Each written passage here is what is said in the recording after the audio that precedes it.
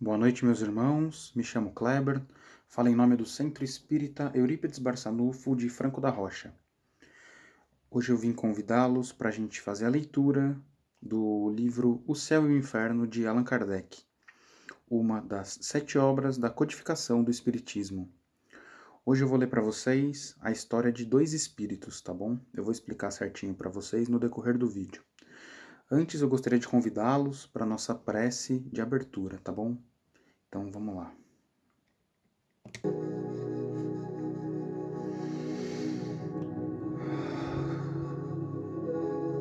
Quem preferir pode fechar os olhos,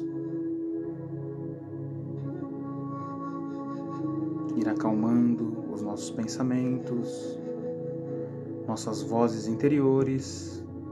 Vamos respirar fundo,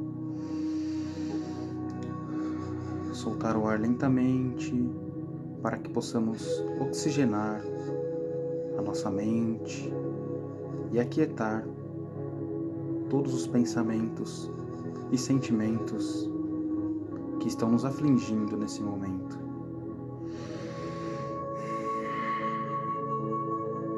Se coloquem de forma confortável, respirando de maneira tranquila e serena, para que assim possamos sentir a presença do nosso Deus de amor, Senhor da vida eterna e da misericórdia. Entrando em sintonia com o nosso Mestre, amigo de todas as horas, e com os mentores espirituais, rogamos que nesse momento desça sobre nós todos os fluidos salutares e benéficos necessários ao reequilíbrio do nosso corpo físico, mental e espiritual. Senhor meu Deus, permita que os bons espíritos que me cercam me auxiliem nos momentos de dificuldade, que eu tenha a força necessária para continuar o caminhar no sentido do bem, do amor e da caridade. Traz, Senhor, a cura para os males do corpo e da alma. Mas se não for o momento, traz o refrigério necessário para que eu continue a caminhada. Que nossos amigos espirituais possam visitar os nossos lares, abençoando a cada um que lá se encontra, trazendo a alegria de viver, a paz, a harmonia, e que cada um possa colocar o amor do Mestre Jesus em seus corações. Peço também que os mentores espirituais possam visitar os nossos ambientes de trabalho, levando a cada canto a tranquilidade, a fraternidade e a serenidade. Que esses bons fluidos se estendam para cada um de nós, amigos e familiares, trazendo o conforto que tanto desejamos, a coragem e a fé para continuarmos a nossa estrada da vida. Agora, meus irmãos, que estamos chegando nesses momentos finais dessa prece de abertura, vamos nos retornando tranquilamente, abrindo nossos olhos lentamente, respirando, agradecendo a Deus e a Jesus pela oportunidade de estar aqui mais um dia. Obrigado, meu Pai. Obrigado, Senhor Jesus. E que assim seja. Graças a Deus. Então, meus irmãos, hoje, como eu disse, eu vou ler para vocês a história desse primeiro espírito, a senhora Anais Gordon. Era muito jovem e notável pela doçura de caráter e de eminentes qualidades morais que a distinguiam. Tendo falecido em novembro de 1860, pertencia a uma família de mineiros dos arredores de Saint-Étienne, circunstância que torna interessante sua posição espiritual. E aqui começa a evocação desse espírito. E aqui, quando começa a evocação, ele responde: presente. E aí vem a pergunta: O seu pai e o seu marido pediram-me para evocá-la, e felizes se julgariam se obtivessem uma comunicação. E ela responde: eu também sou feliz em dá-la. Pergunta: por que tão cedo se furtou aos carinhos da família? E ela responde: porque terminei as provações terrenas. Pode algumas vezes ver os seus parentes? Oh, estou sempre ao lado deles. É feliz como espírito? Sou feliz, amo e espero. Os céus não me infundem temor, e cheia de confiança aguardo que asas brancas me alcem até eles. Que tendes por essas asas brancas? Tornar-me espírito puro, resplandecer como os mensageiros celestes que me ofuscam. As asas dos anjos, arcanjos, serafins, que não passam de espíritos puros, são evidentemente apenas um atributo pelos homens, imaginado para dar ideia da rapidez com que se transportam, uma vez que a sua natureza etérea os dispensa de qualquer amparo para fender os espaços. Contudo, eles podem aparecer aos homens com esse acessório para lhes corresponderem ao pensamento, assim como os espíritos se revestem da aparência terrestre a fim de se tornarem reconhecíveis. Então, nessa parte aqui da evocação, eu vou deixar. Aí vocês deixam no comentário como vocês preferem o vídeo. Se eu faço pergunta e resposta e faço uma explicação sobre aquele quadro, ou se vocês querem que eu leia toda a história dela e depois faça uma breve explicação no geral, tá? Então hoje eu vou fazer pergunta e resposta, fechar uma parte e explicar para vocês. Então, nessa primeira parte da evocação, eles perguntaram se ela era feliz, né, como espírito. E ela falou que era feliz, que ela ama e que ela guarda pelos parentes. E aqui ela fala que ela guarda os parentes no plano espiritual, ela está aguardando ele com asas brancas, aquelas asas de anjo. E aí, durante a pergunta, o médium pergunta para ela, mas por que você quer tanto essa asa branca, esse par de asa? E ela responde que ela quer as asas porque como é que funciona? Aqui no planeta Terra, a gente sabe que os anjos, para a gente, têm asa, a cupidez. Eles usam esse termo cupidez, que é para se remeter ao cupido. Ou seja, aquele ser humano, bípede, mas com um par de asas. Aquelas asas brancas de um anjo, de um arcanjo, de um serafim, de um cupido, enfim. E ela quer plasmar. O que é plasmar? Plasmar é a gente poder fazer surgir algo no nosso corpo. Como, por exemplo, durante uma projeção astral, que é quando a gente dorme e sai do nosso corpo, o que acontece? Se a gente faz... isso eu vi em uma palestra, que ela dizia o seguinte: quando a gente dorme e a gente tem uma projeção astral, o nosso espírito ele sai com a roupa plasmada de acordo com a roupa que a gente dormiu. Ou seja, um pijama. Se a gente dormiu de pijama. E aí teve uma pergunta na palestra que foi, mas e no meu caso, que eu durmo sem roupa, durmo pelado? Então o espírito sai pelado? Sim, ele sai do corpo pelado, mas o espírito ele tem a capacidade de plasmar.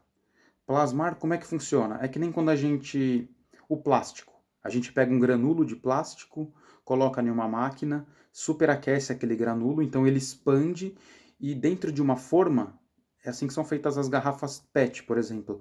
Dentro dessa forma de garrafa PET, ele se expande até pegar a forma. É assim que funciona o plasma espiritual. Então a gente se plasma a roupa que a gente quer. Então eu dormi pelado.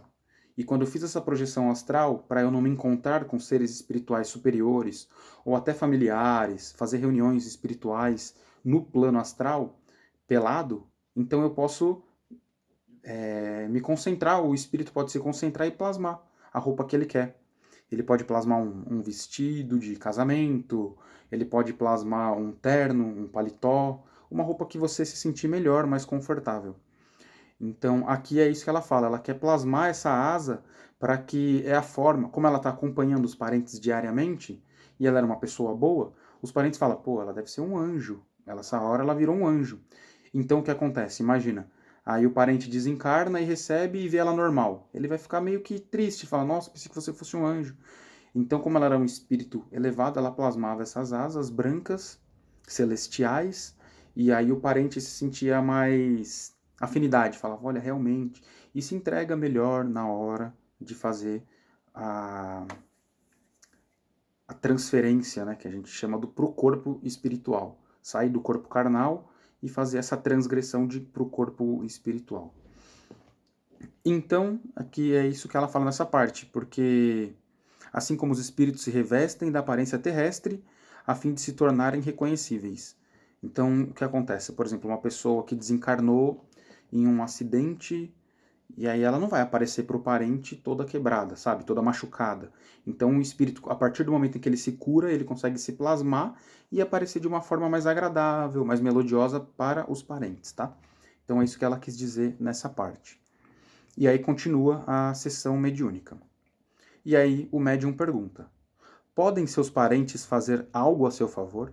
E ela responde: podem, caros irmãos, não me entristecer com suas lamentações, pois sabem que não estou perdida de todo para eles. Desejo que a recordação de meu ser lhe seja suave e doce. Passei como uma flor pela terra e nada de pesaroso deve substituir dessa passagem. E a pergunta: como pode ser tão poética a sua linguagem e tão pouco em harmonia como a posição que teve na terra? É que a minha alma é quem fala. Sim, eu tinha conhecimentos adquiridos, e Deus permite muitas vezes que espíritos delicados encarnem entre os homens mais rústicos, para fazer-lhes pressentir as delicadezas ao alcance deles. Delicadezas essas que compreenderão mais tarde. Sem esta explicação tão lógica, consentânea com a solicitude de Deus para com as criaturas, dificilmente se compreenderia o que, à primeira vista, pareceria anomalia. Realmente, que pode haver de mais belo, poético e gracioso que a linguagem dessa jovem educada entre os rudes operários? Dá-se o contrário muitas vezes, espíritos inferiores encarnam entre os mais adiantados homens, porém com o objetivo oposto. É visando o seu próprio adiantamento que Deus os põe em contato com um meio esclarecido. E, às vezes, também como instrumento de provação desse mundo. Que outra filosofia pode resolver esses problemas? Então, nessa parte final, ela diz o seguinte: o médium pergunta para ela o que os parentes podem fazer a seu favor, a favor do espírito. E ela responde que não se entristecer com a partida, não ficar lamentando. Por isso que quando um ente querido desencarna, não é bom a gente ficar chorando por ele de tristeza, vibrando, que o nosso espírito vibra e ele recebe essa vibração. Então, se o espírito está vibrando tristeza, a gente está transmitindo tristeza para ele no plano espiritual. Então, não ficar se lamentando, ela fala, pois que ela não está perdida, não acabou. Após a morte não acabou, ela sumiu, a gente não tem mais ela aqui, ela não existe mais. Não, muito pelo contrário. Como eu sempre digo nas leituras, é aí que a vida começa. Aqui é só um instante.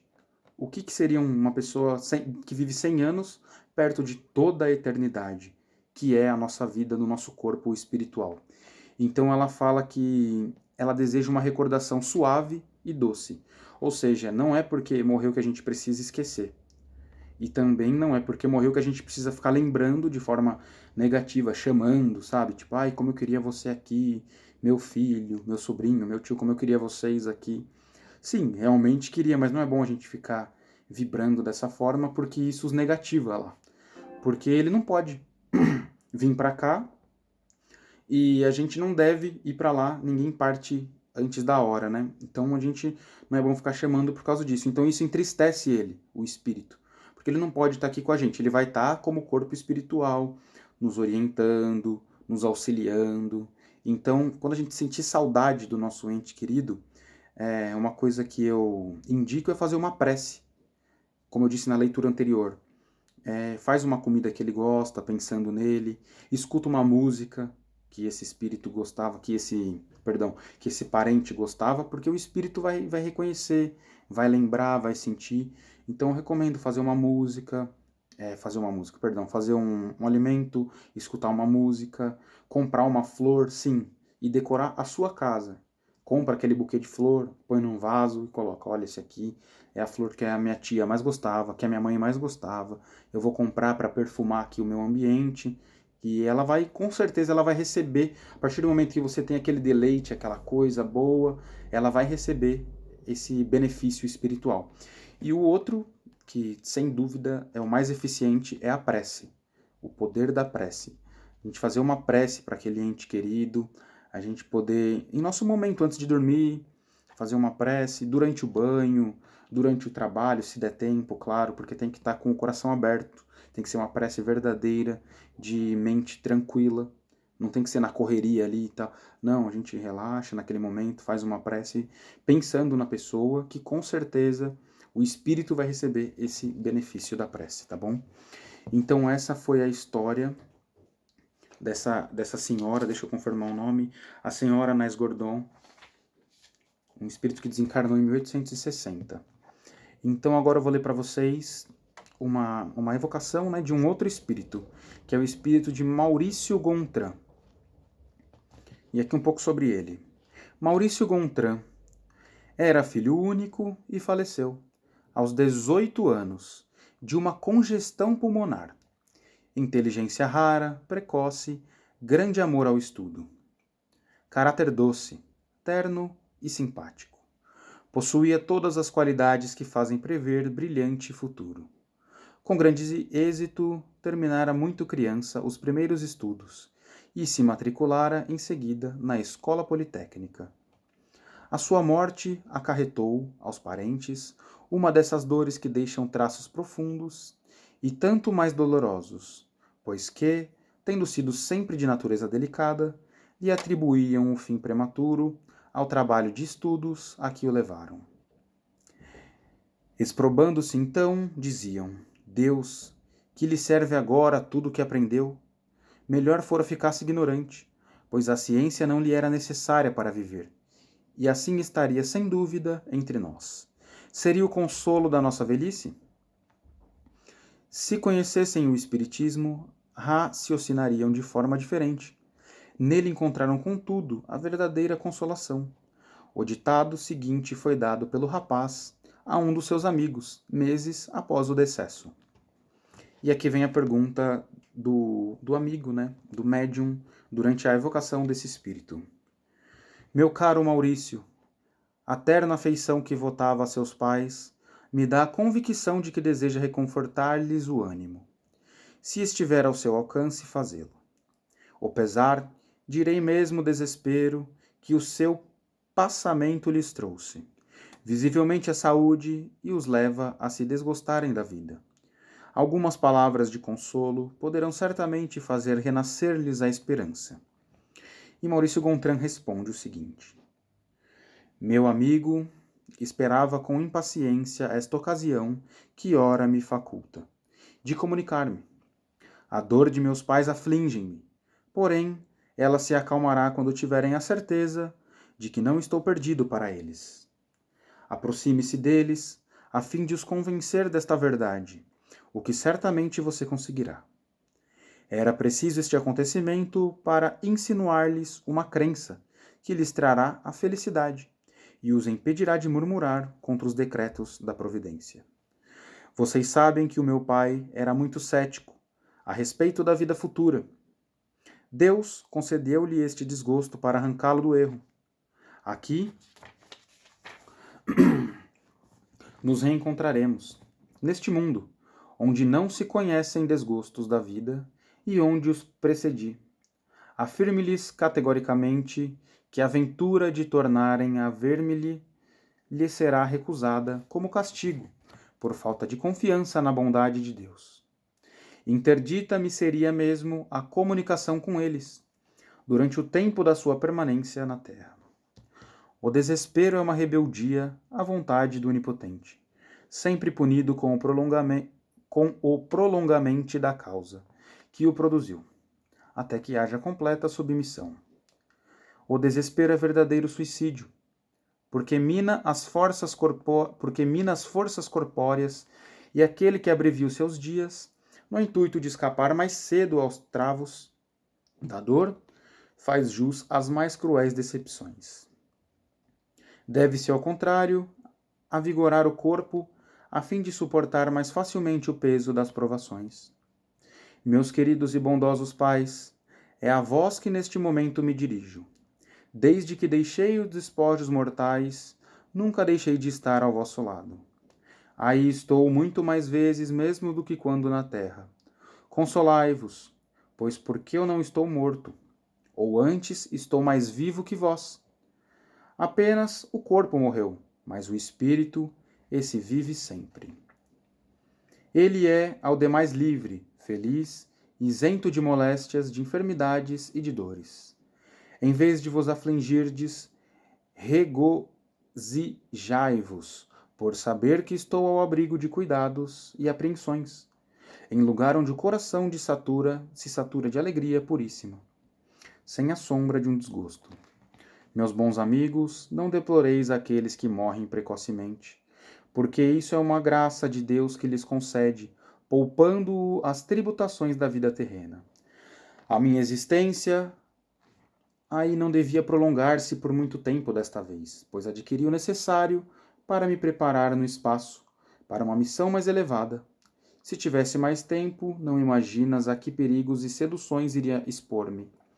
Podereis acaso julgar da minha fortaleza para não sucumbir nessa luta, que importaria atraso de alguns séculos? Porque, pois, lastimar o que me é vantajoso. Neste caso, uma dor inconsolável acusaria a descrença, só legitimável pela ideia do nada. Aqueles que assim descreem, esses é que são dignos de lástima, pois para eles não pode haver consolação possível. Os entes caros se lhes apresentam como irremediavelmente perdidos, porque a tumba lhes leva à última esperança.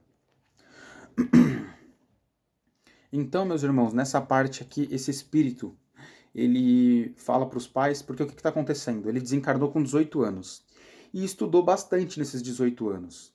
Ele era um aluno assíduo, gostava de livros, ele era muito inteligente. E principalmente ele gostava de ciências.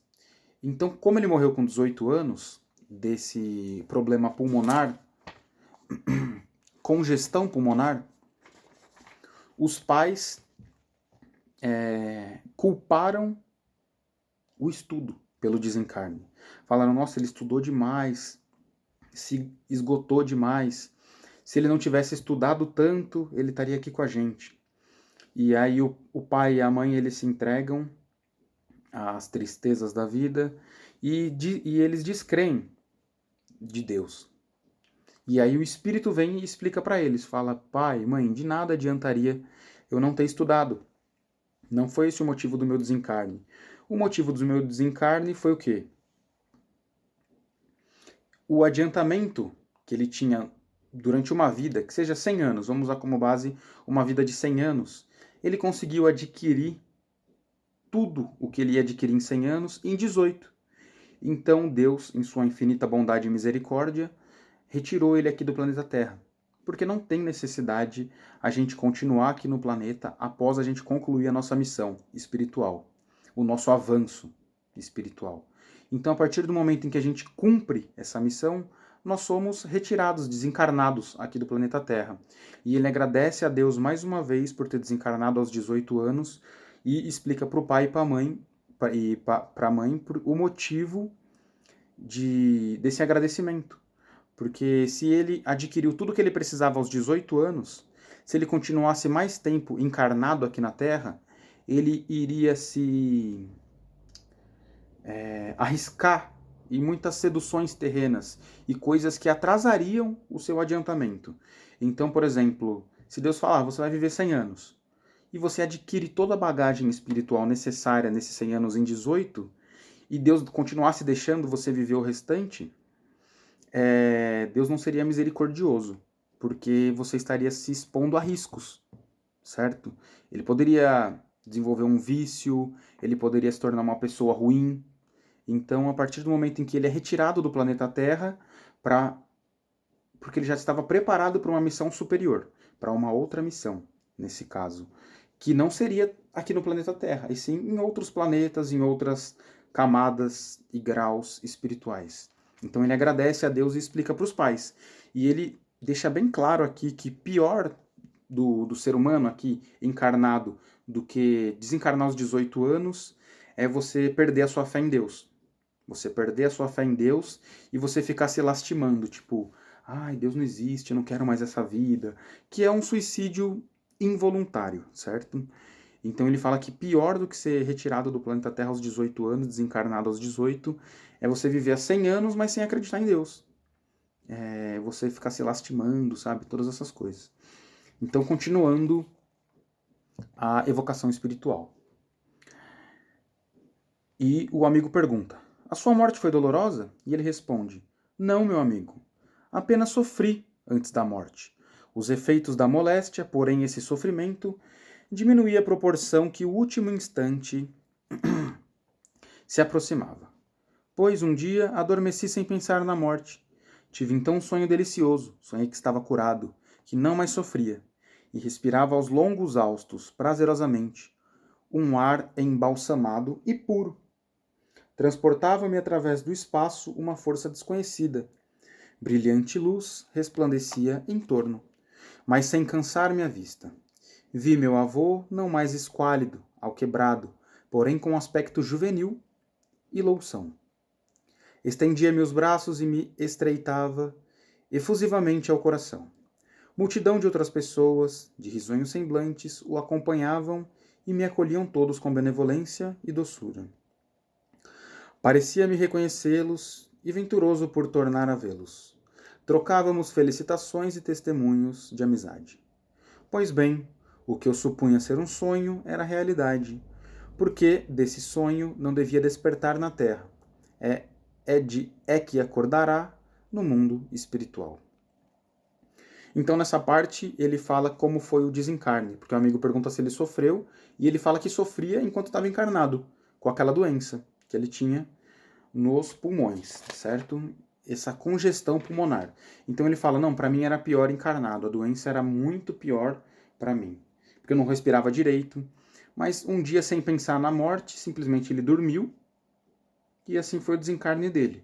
Durante esse sonho, que na verdade não era um sonho, era realmente o avô dele, que também, né, estava, provavelmente desencarnou doente também, já estava bem e com aspecto juvenil, o avô dele. E além do avô dele, tinha aquela plateia invisível de pessoas risonhas, com um semblante risonho, que todos o acolhiam e acompanhavam ele com aquele amor, aquele ardor, sabe? Com um tom festivo de estar trazendo ele para a verdade, para o lado espiritual, para a vida, trazendo ele para a vida. Então, meus irmãos, o desencarne nada mais é do que um renascimento mesmo.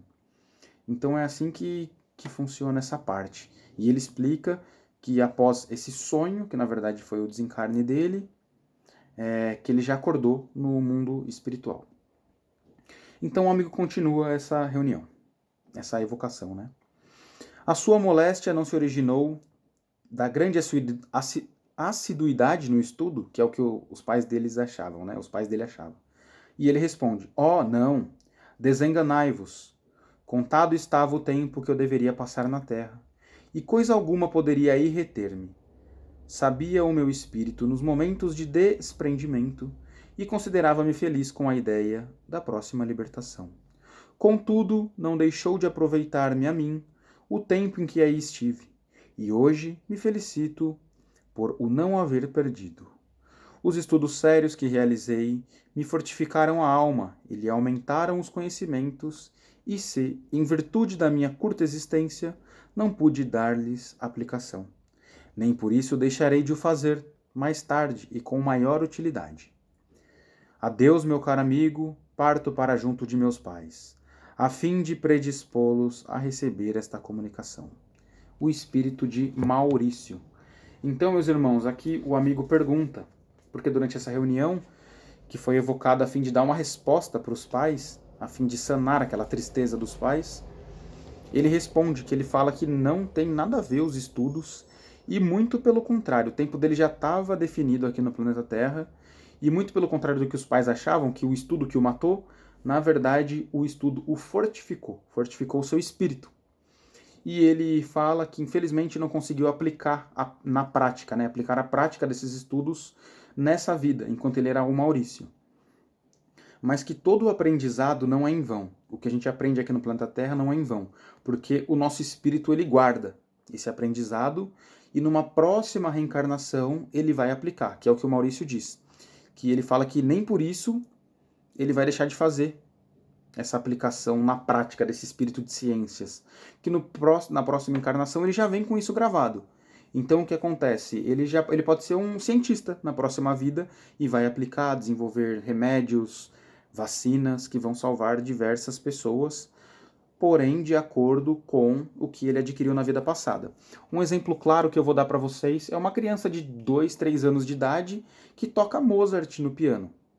Sabe, você vê vídeos hoje em dia na internet de criança de 3 anos tocando piano perfeitamente, com uma memória muscular assim fascinante. E que pessoas, por exemplo, eu com 30 anos hoje, se for pegar para tocar um piano, tem que fazer uma aula por longos anos. E que uma criança já nasce sabendo, sabe? Essa memória muscular que ela nasceu de herança genética, a gente chama de herança genética, cientificamente falando, mas às vezes nem o pai nem a mãe nunca tocou piano na vida. Então descarto herança genética nesse caso, e sim conhecimento de uma vida passada, que o espírito adquiriu e guardou no seu corpo espiritual, aquilo ali, aquela memória, e que ele está executando numa próxima vida. Então é isso que esse espírito falou aqui nessa vez, meus irmãos. Agradeço quem ficou até aqui. O vídeo hoje ficou um pouco longo, mas eu espero que tenha passado esse aprendizado para todos vocês, pois para mim foi muito bom. Como eu digo, eu não leio antes o livro, eu deixo para ler na hora aqui com vocês e faço a explicação também na hora. Então, às vezes, se faltou alguma coisa, explicar aqui. Quem quiser pode colocar no comentário, explicar melhor também. Se tiver dúvida, pode deixar no comentário também, vou respondê-los com o maior prazer, tá bom? E agradeço a todos que ficaram até esse momento e gostaria de convidá-los para a nossa prece de encerramento, tá bom? Então, vamos lá. Deixa eu pôr um som aqui. Vamos lá. Vamos fechar nossos olhos mais uma vez. Vamos visualizar nosso Pai Todo-Poderoso, visualizar o nosso Mestre Jesus, amigo querido das horas difíceis.